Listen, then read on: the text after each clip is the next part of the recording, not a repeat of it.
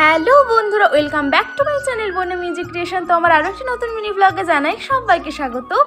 তো দেখতেই পাচ্ছ এখানে তাল কাটা হচ্ছে। এটা তাল নয়, এটাকে বলে তাল শাঁস।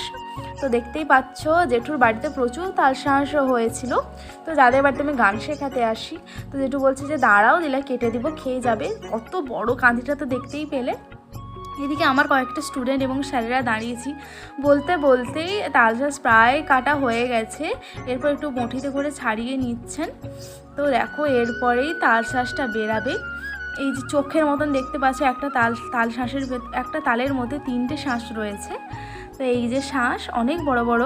এরপরে আমি ছাড়াতে বসে গেছি জাম নিয়ে পুরো।